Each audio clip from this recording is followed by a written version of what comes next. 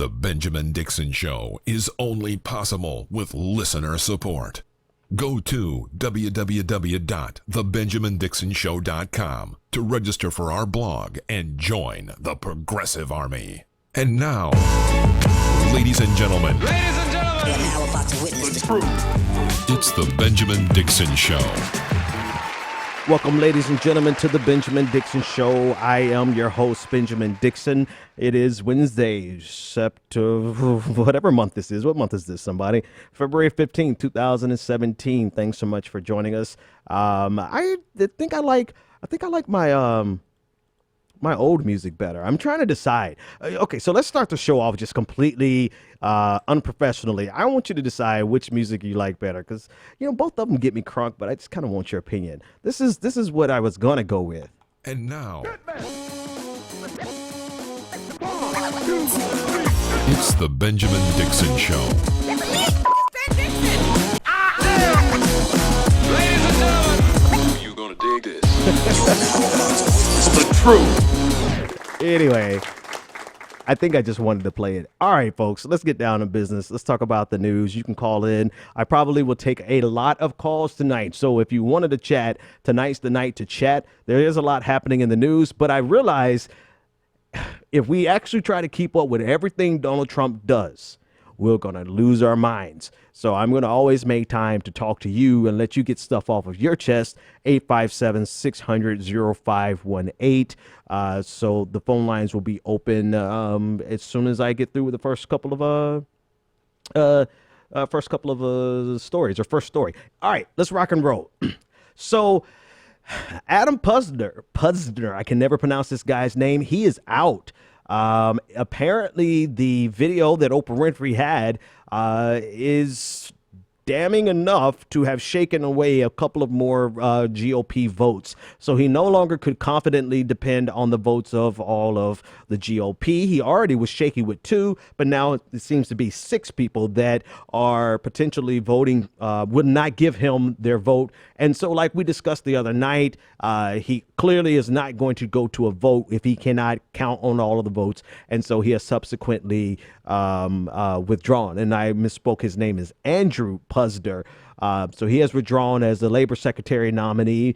CNN and all the outlets are reporting. And Andrew Puzder, he's the chief executive of CKE Restaurants, which is the parent company of Hardee's and Carl's Jr. If you know anything else about them, you'll know their commercials, particularly their Super Bowl commercials.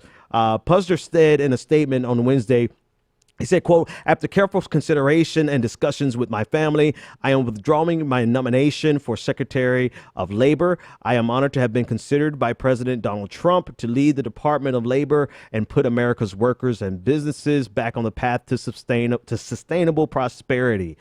And according to CNN, there was at least 4 and possibly 12 Republican senators that were leaning towards a no vote. While Democrats were occupied by his business dealings, Republicans found issue with his hiring of illegal immigrants as an illegal immigrant as a nanny, and for his lenient stance towards immigration.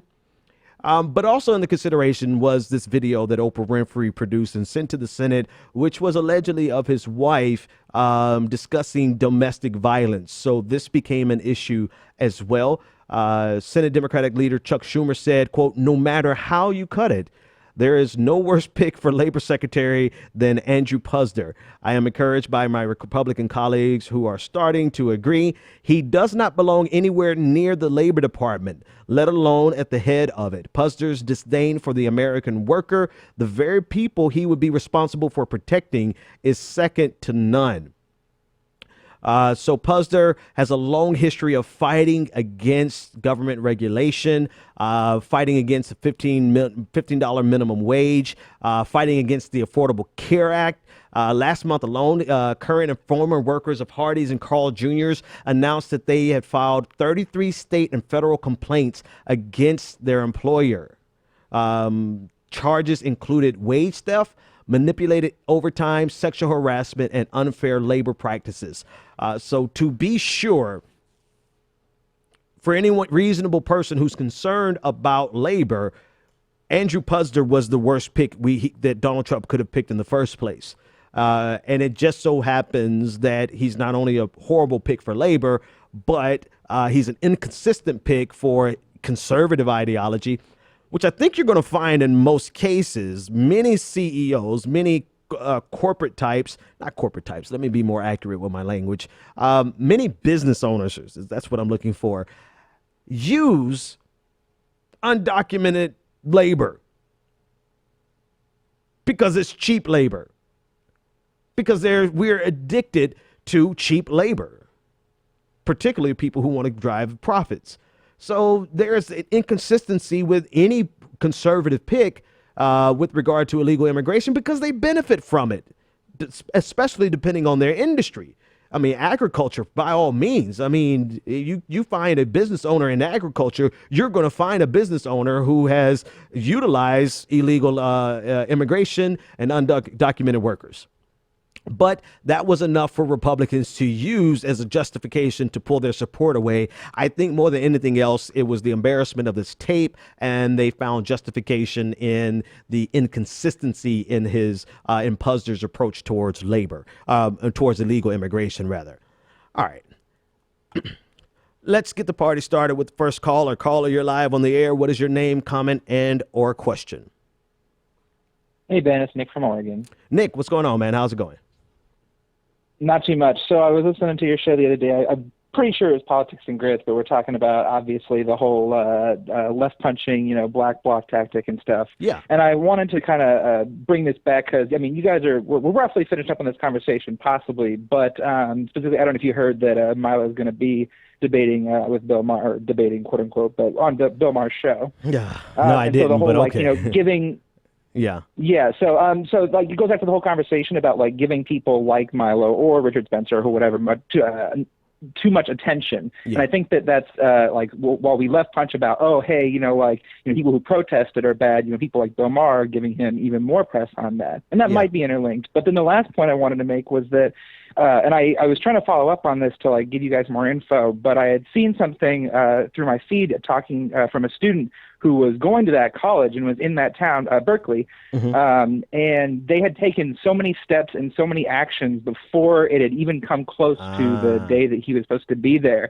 And so when we talk about, especially protesters or even Black Bloc, giving people like this too much attention, we often, whether it be from bad commentators or true commentators, we don't give enough attention to the people that have been doing the work already and have been trying to, not get it to the point of, even protest or even Black Bloc or whatever. So I just wanted to put that out there. Hey, no, that's a great point, man. Thanks so much for the call. I would agree. And actually, I did not know of all of the work that took place prior to the protest at Berkeley, and I agree. Sometimes it's a very difficult thing to do, but sometimes the most effective way of silencing a troll is to ignore them. It is definitely the most painful way to just ignore them. And then sometimes it just doesn't work, right? Sometimes because you're always going to have somebody who wants to give voice to it, like Bill Maher. So as much as we would want to ignore someone like Milo, he's always going to get a platform with someone who wants to exploit his notoriety, even if it's just for momentary clicks. So there's a lot in that story. And thank you for bringing up the fact of all the work that took place prior to it. But hey, you know where we stand here at the Progressive Army. At least you know where I stand. I don't shed tears. I don't shed tears for much of anything. So I'm definitely not going to shed tears over somebody getting shouted down. That's the last thing I'm going to shed a tear over, is someone who can't have the opportunity to spread their hate on a platform because people exercising their right to protest shouted him down. That works for me. All right, 857-600-0518 if you want to join the conversation. Let's talk about Benjamin Bibi Netanyahu, who visited the White House today to a cozy relationship with the Trump administration. I mean, you would honestly think, and you would be right, to think that Benjamin Netanyahu was like Jared Kushner's godfather or something, the way he was so glowing about him. There's a story that I heard on NPR this morning about the Kushners being so close to Benjamin Netanyahu that when Bibi came and visited many years back, he stayed at the Kushners' home. And not only did he stay at the Kushners' home, he stayed in Jared's bed, and Jared had to sleep on the couch. So it's like, Jared Kushner is the man when it comes to Benjamin Netanyahu. And that was evident today. But that's completely besides the point of what we need to discuss. So he visited for the first time since Trump was inaugurated. The relationship, as we stated, is very cozy. And the language that was Trump's language, what he said, was insane. Insane in context of where America has stood for since '67 for the longest time.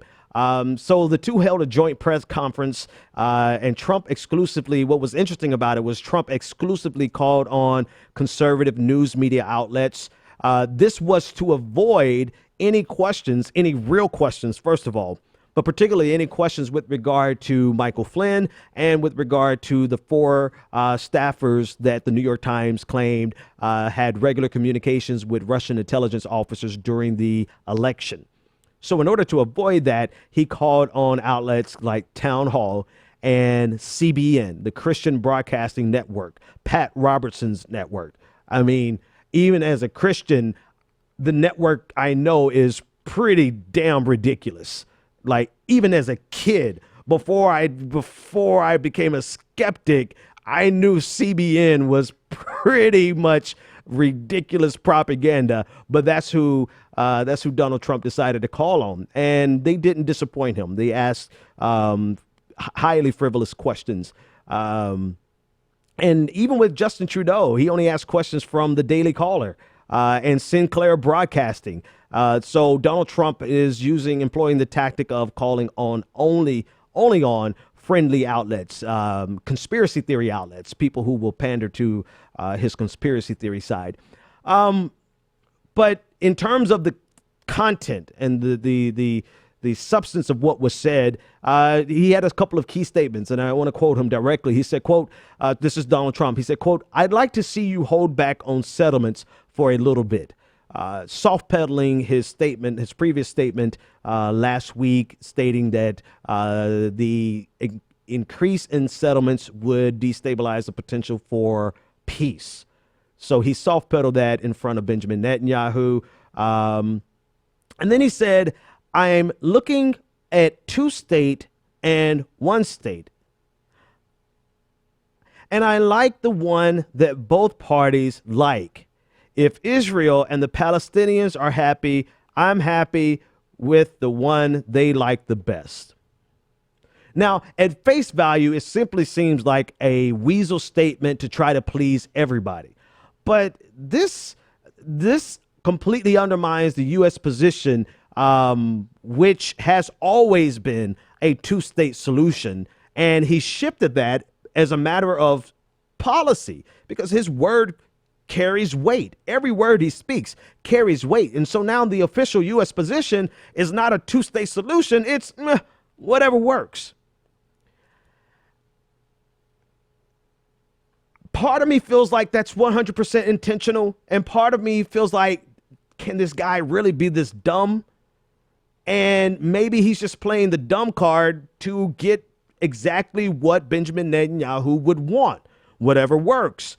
Whatever works, well, whatever works for the Netanyahu regime is a 1-state solution. And then they also said, with regard to Palestinians, Donald Trump had the nerve to say they have to get rid of some of the hatred they're taught at a very young age. I don't even know if I have the energy to expend on the hypocrisy of that statement. To look at a people who have been occupied and at a minimum oppressed. I mean, calling them oppressed is being super gracious to Israel. But you're looking at the people who are occupied and oppressed and saying, you need to be kinder. You need to be kinder to the people who are oppressing you. And if you're kinder to the people that are oppressing you, then maybe we could talk about a peace solution. If that solution happens to be a one-state solution, which completely eradicates Palestine, then, whatever works. And these are the words that are coming out of the mouth of the president of the United States, which is completely contradictory to every other president. Whether or not they made moves, affirmative moves to make peace a reality, or whether or not they, secretly on the, not even secretly in most cases, sided with AIPAC on every issue. The standing position of the United States has been a two-state solution, and Donald Trump, in one befuddled statement, has undermined that. But, the orange menace giveth and the orange menace taketh away. In the next exchange, when he was asked about the anti-Semitism that has been on the rise since his election, instead of addressing the question directly, he decides to, one, not even say the word anti-Semitism, but two, use that as an opportunity to discuss how well he did in the Electoral College. And then on the side, he said that he would do, quote, everything in our power to stop long simmering racism and other things going on.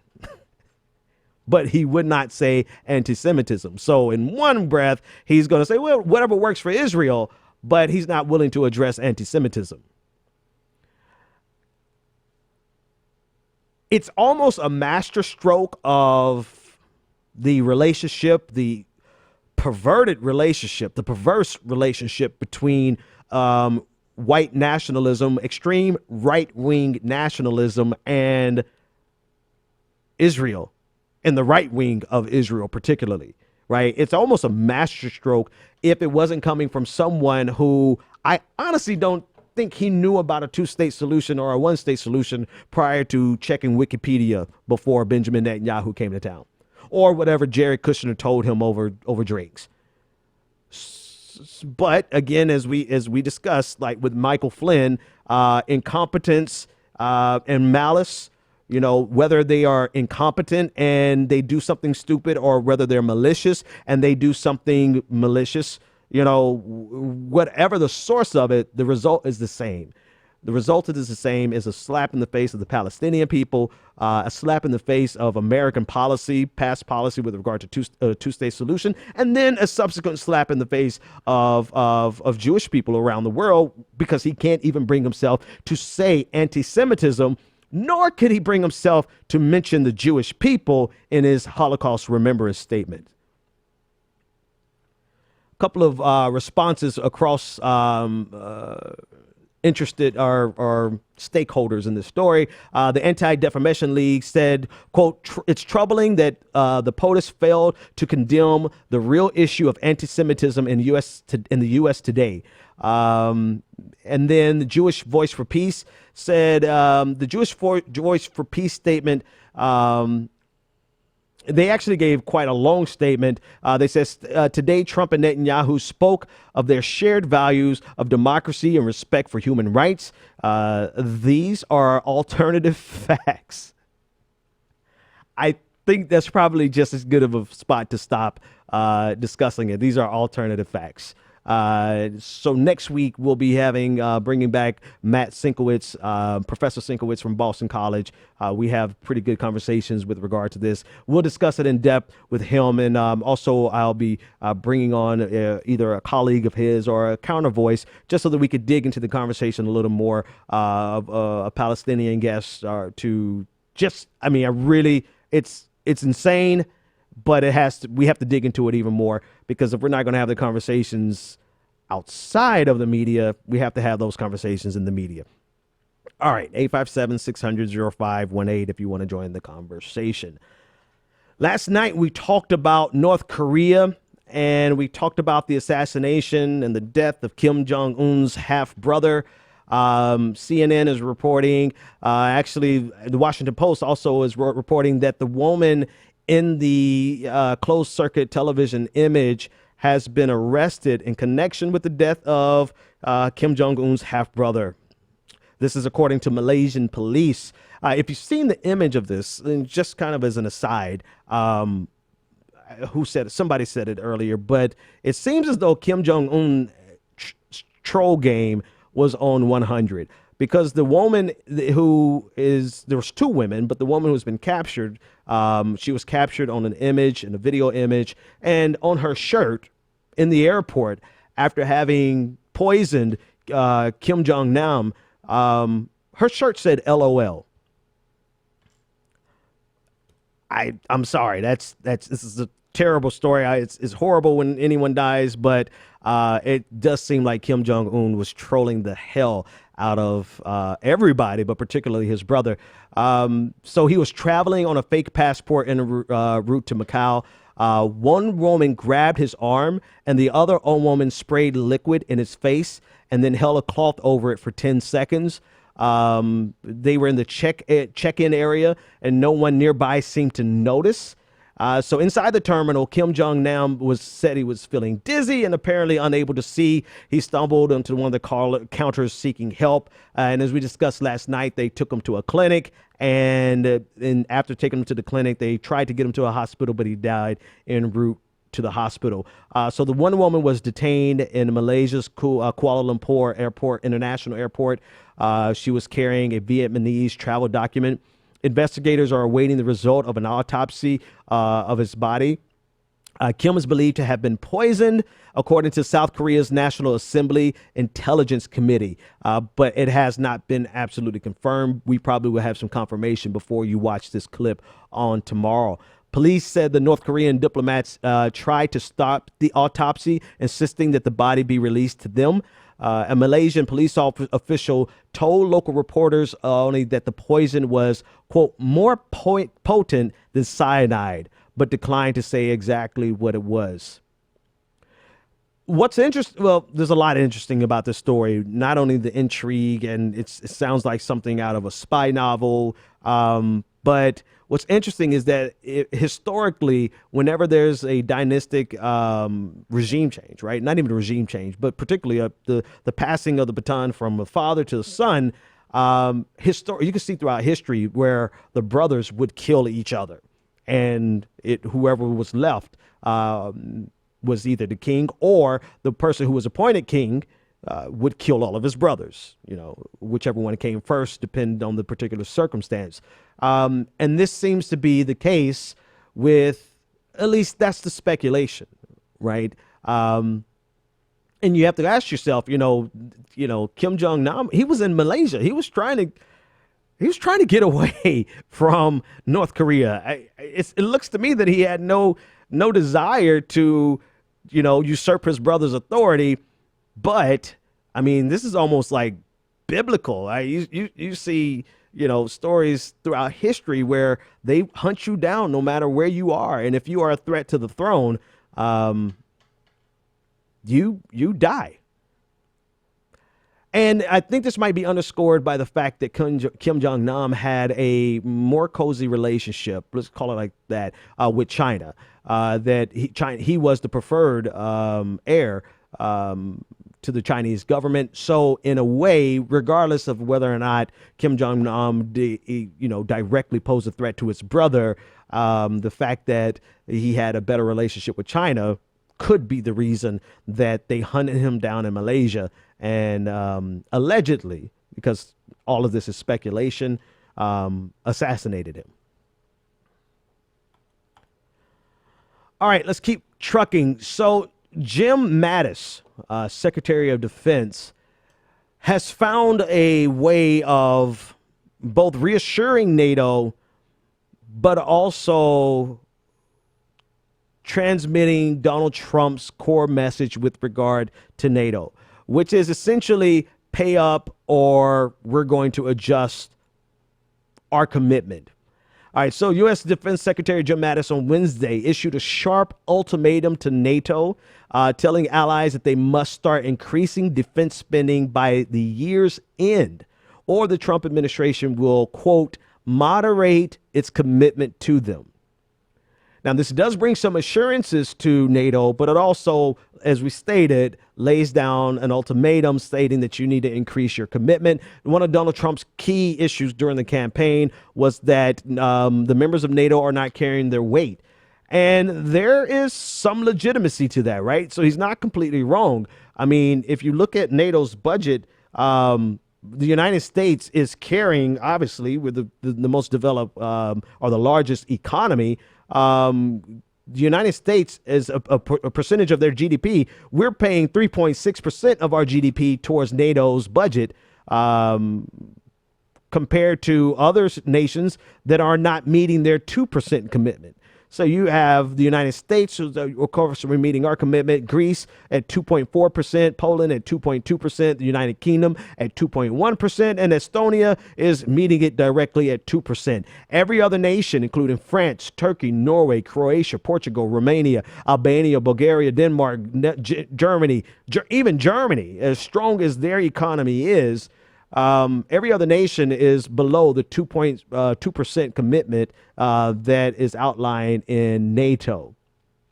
Mattis said that, quote, America can no longer can the American taxpayer carry a disproportionate share of the defense of Western values.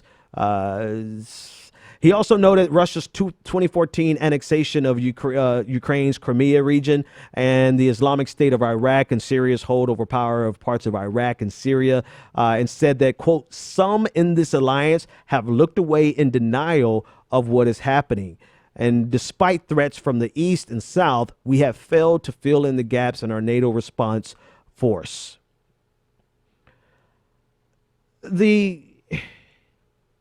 I'm going to be honest with you. Like this particular policy from Donald Trump doesn't bother me. What bothers me is the language.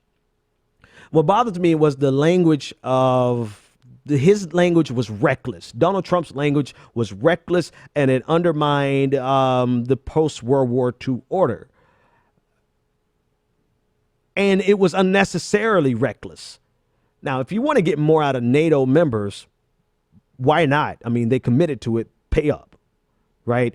But to undermine, the role that NATO plays in the international community for the sake of percentages, like seriously, the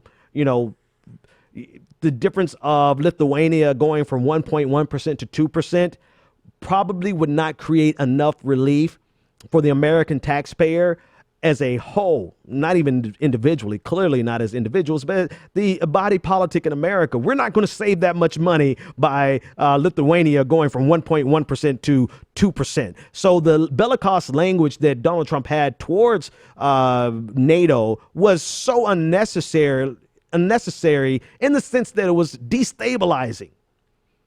Because these nations need to know that they can count on Article 5. In the case of Russian aggression or any other nation's aggression.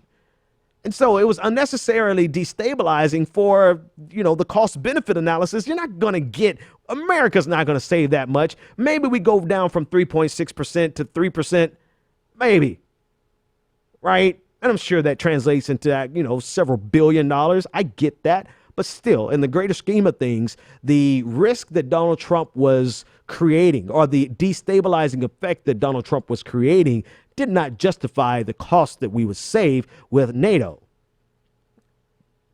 Mattis actually threaded the needle. I think Mattis has a lot of issues that we need to discuss, and I'm sure we'll have enough time to discuss them as he continues to do what he does. But his language in parsing this was actually, he was able to pull off both and. He was able to reassure NATO that we're committed to you, as well as saying, but you need to pay up. Let's see how it plays out. All right, I think this, amazingly enough, this is one of the few nights that I'm able to hit story after story after story, and actually might run out of stories. Like, what are the odds? Send me some more stories every now. And again, the phone lines are open 857-600-0518. If we run out of stories, then we just call it a night. Or actually, I'm sure there's like 12 stories that I've missed over the last couple of days. Let's talk about this issue that I did miss last week, earlier this week, from the New York Times. They're discussing guns for the mentally ill.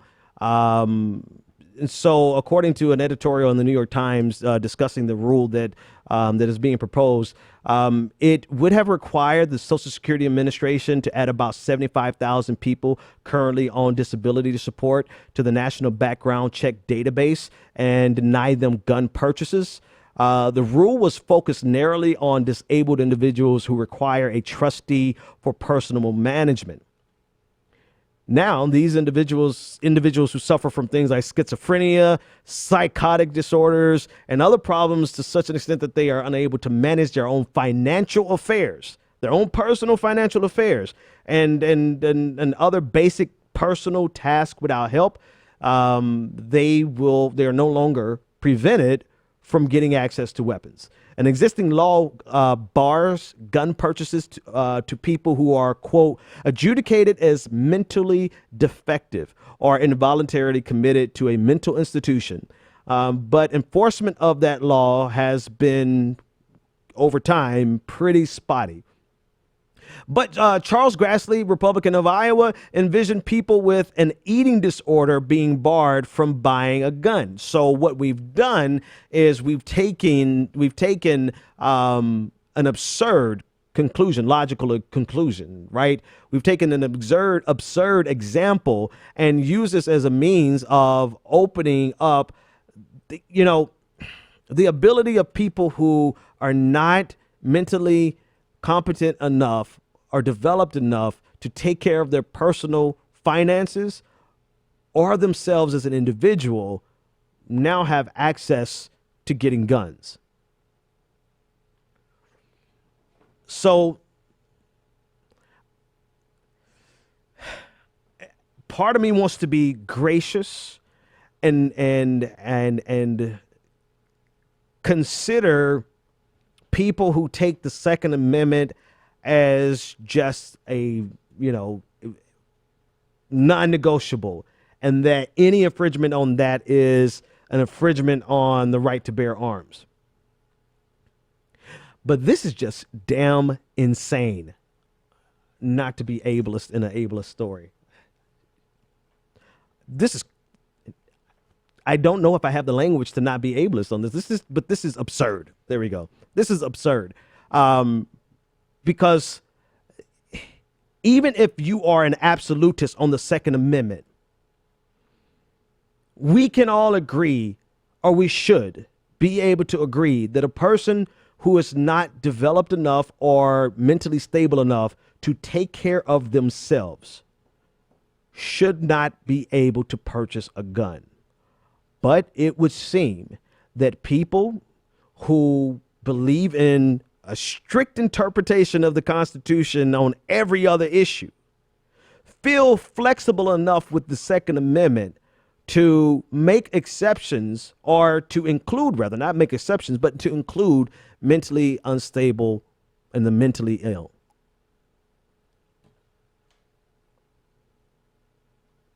I don't know if I don't think that I can engage in commentary on this to show the absurdity of it. Simply the title alone should be absurd, but we're not dealing with reasonable people. When we're talking about the Second Amendment and people who are absolutists with regard to the Second Amendment, we're clearly not dealing with rational people. And part of me, the reason I'm discussing it like that is because, my gut reaction has always been, well, this is for the NRA and this is for the gun makers and they want to make all this money. But we're talking about approximately, we're talking about a small percentage of people. And we can't be talking about a large enough group for people to be concerned about profit margins off of that group. I don't think. I could be completely wrong. Maybe they are so obsessed that they would want the profits off of 75,000 people. And even as I say it, I get it. But I think this boils down to people just being absolutists on the Second Amendment, to the detriment of everyone who they're caretakers, to their family, to their loved ones, to their to the friends of the mentally ill. This is rather detrimental to the communities, and that's all I'm going to say about that. All right, another story that was striking this week. We didn't get a chance to talk about this on Monday, but I wanted to cover this. It's this attempt to criminalize protest. This blatant attempt by the Trump administration and state legislatures, Republican-controlled state legislatures, to criminalize protests. So Donald Trump, along with Jeff Sessions, his new attorney general, along with legislatures across several U.S. states, they're trying to turn protest and dissent into criminal acts, carrying actual prison sentences of 5 to 40 years. And this is a part of not only state laws, but this is directly a result of an executive order that President Trump has issued. So the executive order seems to target specifically Black Lives Matter activists and the Native Americans at Standing Rock in North Dakota. Trump has already signed an order commanding that construction of the Dakota Access Pipeline is to go forward.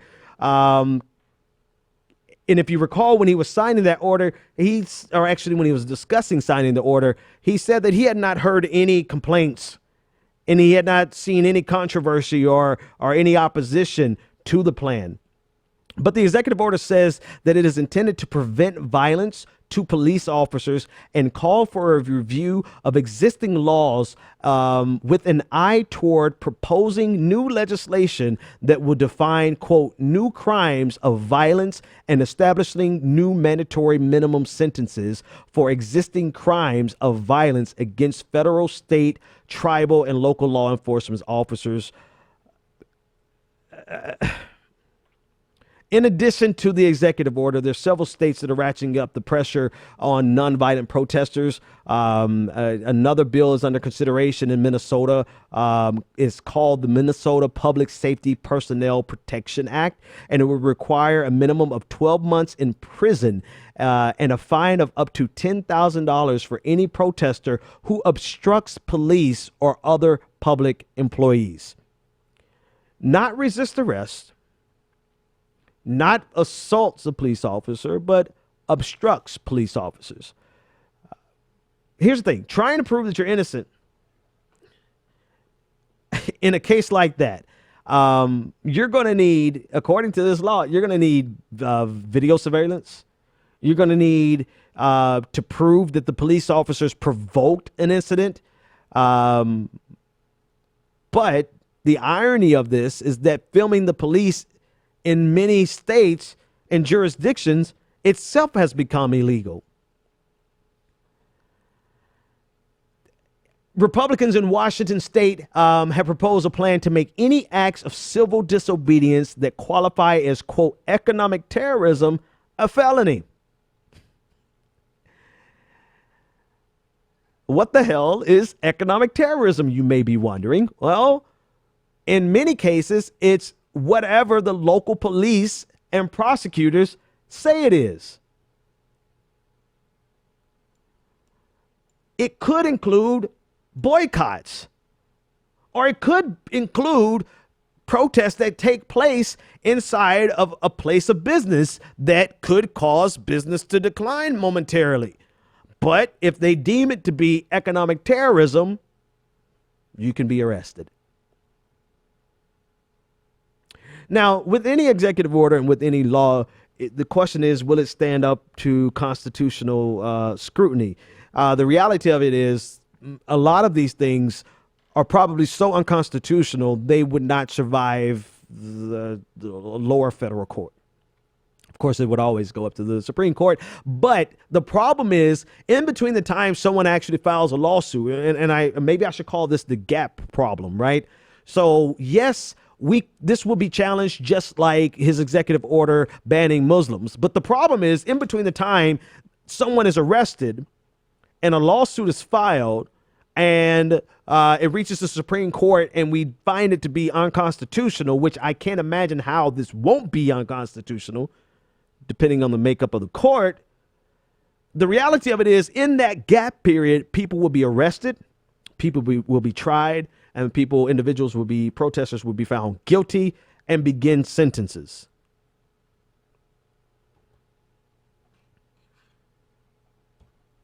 So, unless a lower court, a federal court issues a stay, saving something like that these acts, these laws, and this executive order has a chilling effect on protests, which if we can't say anything else about the Trump administration, we could say that it has been met with an onslaught of protests, and this is their way of fighting back, allegedly. All right. In other news, I want to actually not in news. I want to discuss something momentarily that I've been wondering whether or not I'm actually going to deal with it, because I'm a very patient guy, and not that it's about my patience. Let me not make this about me, but there is we're in a fight. We're in a unique fight. Let's start there. And anyone who's going to tell you that this is not a unique fight, they're being absurd. They're being ridiculous, because Trump is doing things that are dangerous, not just different, but dangerous, that are reckless, that undermine America as a whole, but individuals, segments of society. Trump is doing insane things to America. And there's this desire to, and I know we've talked about it before, but I've got to bring it up more specifically, and I'm struggling whether or not I'm actually going to call names, but you know, this knee-jerk reaction to soften, I guess, I don't know what the hell it is. Like, you can't compare. I started it, so I guess I got to finish it. Maybe I shouldn't have started it, but hell, what the hell? We have to stop. Right now, we have to stop trying to give cover to Donald Trump by drawing these false equivalencies with anything and everything the Democratic Party has already done. We can't. I mean, we're at a juncture. We're at a juncture where Donald Trump saved the deep state getting involved with this Russia incident, save the media finally waking up and deciding to engage in adversarial journalism. I mean, Donald Trump was getting a stride. He was finding his stride, and his goal was to undermine everything that we have been fighting for. And the very things that we have been fighting against the Democratic Party for, Donald Trump was like, he was doing it on steroids. And we talked about the deep state in the clip with Michael Flynn, and I get, and when I say deep state, what I mean by deep state, I'm referring to, I refer to the bureaucracy. I refer to our intelligence community. I refer to that force that is the professional class that has been in D.C., that they've been there for 30, 40 years, institutionalized. I mean, they're going to do what they want to do no matter which administration is in power. That's what I mean when I refer to the deep state. I don't mean some conspiratorial concept. I mean, it's a real tangible thing that's there. But save their involvement with Russia and these four staffers of Donald Trump who were engaged with the intelligence community, the Russian intelligence community, Donald Trump would still be this week running over the most marginalized groups. I mean, even in the midst of it, you have the DACA student, I believe from Seattle, who was arrested by ICE, even in the midst of the drama, right?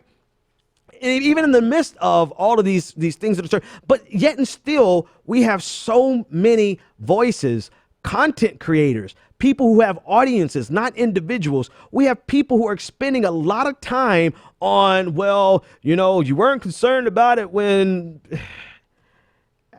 Okay, if I'm let me pick one person. I'll pick Ajuma Baraka, right? He's not a content creator, but he has a huge audience. He sent a tweet out this morning that was discussing the fact that he wants an investigation into Obama's non-prosecution of people who are guilty of the financial collapse. And okay, fine. If that's what you won't do, that's you got it. But it does strike me as highly irrelevant and disingenuous and a waste of time for a person with influence and reach that far to use an occasion where so many marginalized groups are being hurt by the Trump administration to deflect and say, oh, let's not pay attention to that. Let's focus on let's investigate. But don't focus on the investigation of Donald Trump and Michael Flynn's conversation with Russia. Don't focus on that. Let's focus on the Obama administration. Like, seriously, what good does that do the people who are being hurt by Donald Trump right now? You say, well, Ben, we were all hurt by the finance. Yes, we were. Everybody was hurt. Everybody's still recovering from the fallout. But in terms of the people who are in power right now, are we not to hold the people in power accountable right now? Are we forever going to be, yeah, but? And I think that's what yell butters. I'm done with yell butters. Like, we're not in a place where we could play games with the yell butt crowd. Like, the yell butt stuff is, yeah, Donald Trump just totally took us to war with Iran, but Hillary Clinton was going to take us to war with Syria. And I get it. It's, I guess it feels good. It's like an intellectual, it's intellectually stimulating to be able to be a contrarian. But in reality, we're expending energy. And again, people can do whatever the hell they want to with their platforms. But likewise, I can call them out. And for people with such broad reach and influence to be focusing on things that are maybe not irrelevant, but not pressing in terms of what's happening in the lives of marginalized groups right now. It's a disservice to all of the people who support them and follow them and consume their content. But more importantly than that, we have to be able to do both and, man. We got to be able to fight against neoliberalism as much as we want to fight against neoliberalism, as well as fight against Donald Trump. I mean, I've been saying it for the last 2 weeks. Like, how many times we got to say it? We need all hands on deck because we're not dealing with normal. We're not. This is not normal. Even if you dismiss it as incompetence, like, I'm so close to calling some names, but I just can't really bring myself to do it yet. Not because I don't want to, but because I believe in giving people a chance to speak on their own behalf. I don't know a Juma Baraka, so I can call him out, but other people I know personally, like, I tell you what I'm going to do. H.A. Goodman, I'm inviting you on the show. H.A., we got to talk, man. Because that bullshit article you put out today, man, like, you've been on my show plenty of times. But since I've dug the hole, let's just do it. Let's talk about how you think Michael Flynn should run for president in 2020. And this type of stuff. It's like, are we really that? Is it really that necessary for us to have a counterpoint, even when the counterpoint is irrelevant to the lives of people who are consuming our content and depend on us to speak truth to power? And the key phrase in speaking truth to power is, who the hell is in power right now? Speaking truth to power means that we have to be able and willing to shift gears and realize the power is no longer being held by the people that we have opposed for the last 8 years. And while we're gifted and talented and we've honed our craft and we've got all of our talking points and we know the enemy that exists inside of the Democratic Party, hell, we consider the entire damn Democratic Party to be the enemy. You know what? They are powerless. Show me more than 8 states in the United States of America controlled by Democrats, and I'll show you how powerless Democrats are. Yeah, but we got to be careful, man, because when they get back in power, we've got a minimum of 2 years before they get back in power, and the odds are not in their favor for 2018.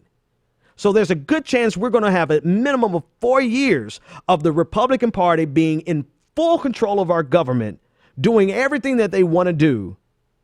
And yet we still want to fight the Democrats to the exclusion of fighting the Republican. Like, I'm all on. You want to fight the lingering vestiges of the Clinton machine that are causing problems. They need to be fought. You want to fight neoliberalism as a concept, as a domestic policy, a domestic paradigm, and a foreign policy paradigm.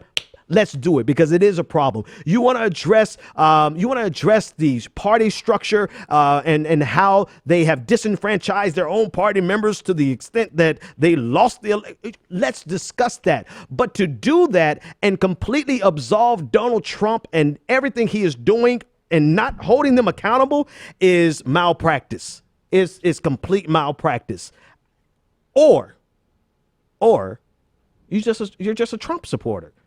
And be that. Like, that's the other side of the argument. Like, well, for real. Like, people, if you prefer Trump, over Elizabeth Warren, then just do that. Say that and make it clear. But trying to hide behind in the guise of I'm a super progressive, yet I'm going to never criticize all of the things that Donald Trump is doing to damage progressivism. I said it last week and I'll say it again. Donald Trump isn't just damaging the GOP. Donald Trump is not just damaging the Democratic Party. Donald Trump is damaging progressivism for potentially an entire generation. So what are we doing here? Are we fighting for progressivism or not? Because if you're fighting for progressivism, that means you got to fight against Donald Trump too. Unless it's those rare occasions where a broken clock is right twice a day. So far, I've seen 2 instances where Donald Trump has not been wrong. Out of about 50 things that we wake up every morning and say, what the entire hell just happened to America? Now, if 2 out of 50 to you means that he's progressive and you're going to support him, then I can't even, we're dealing with alternative realities. We need all hands on deck. And if there's a call to action to be found in anything that we've discussed tonight, it's the fact that we have to do both and we have to multitask. We're in a fight of a generation. There are so many things happening right now that we cannot afford to be intentionally obtuse. We cannot afford to be unnecessarily contrarian. We cannot afford to say, oh, this is what the Democrats like, so I must find a way to oppose them. Because in doing that, you have found yourself in league with a person and a regime and an ideology that is antithetical to what you believe and we believe as progressives.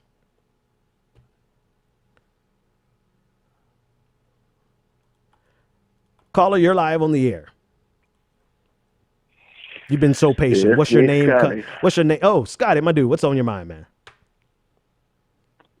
Nothing much, man. Nothing much. A couple stories. I don't know if you mentioned it on yesterday's show. There's one story about on the Intercept about civil rights groups lining up behind the net neutrality FCC for net neutrality rules, and NAACP, National Urban League, the Asian. Some of the names, but those are a few of the names I come up with. Mm-hmm. And there's another story, I think it was either in the Observer or the Washington Post. Actually, it was 2 stories that had to do with Bernie Sanders.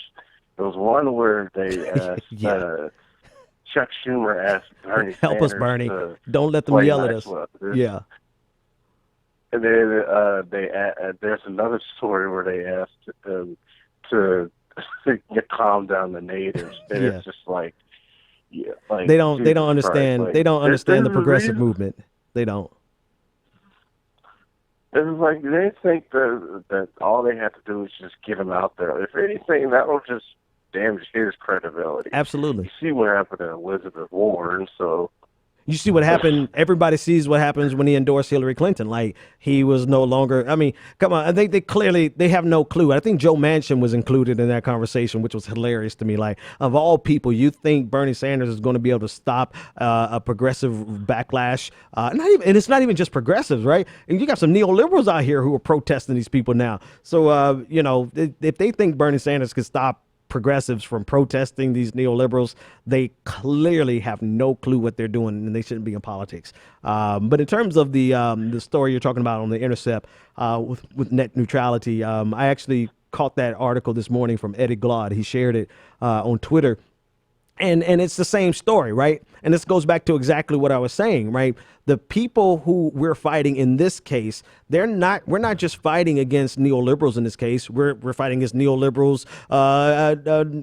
What's the word I'm looking for? People who benefit from identity politics, neoliberals who benefit from identity politics. But we're also fighting against conservatives who want the same thing. So this is the perfect example of why we have to do both and. Like we cannot put down our arms. We have, and I said this in the primaries, in the general election, I said, no matter who's in power, we've got to fight on two fronts.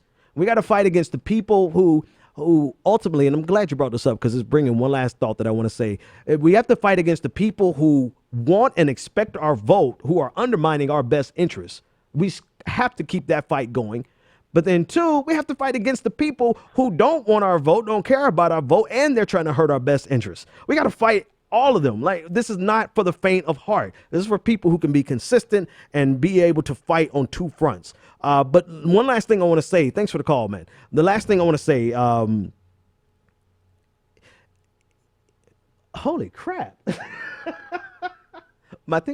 You were saying it's gone. It was important too. It was so freaking important. But that means, ladies and gentlemen, it's time for me to go home. I'll think of it tomorrow and tell you whatever it is. Talk to you later. The Benjamin Dixon Show is only possible with listener support. Go to www.thebenjamindixonshow.com to register for our blog, join the Progressive Army, and support The Benjamin Dixon Show. It's Ben Dixon! If you like this episode, be sure to share, like, and subscribe.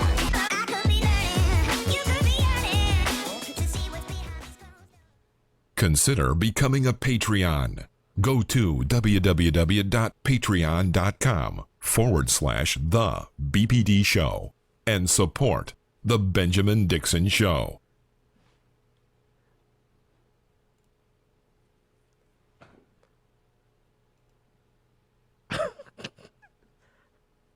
I'm seriously trying to think, what the hell was that point? All right, YouTube, I thought I would get it, but I can't get it. I'm old. I probably need to stop smoking. Later. It comes to me when it comes to me. Let's get the fuck out of here. Really slow on calls. Yeah. I guess they got used to yesterday. Yep.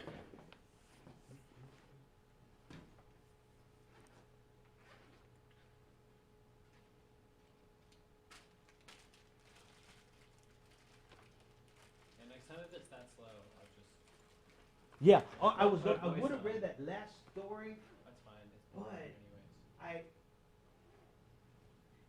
when I saw the title, I remember like that was gonna be difficult to actually squeeze some lemons out of lemon juice or whatever. You know what I'm saying? It was the only one that I could find that I didn't think that you would. The other one was good though. Yeah, and the mentally ill was already there. So.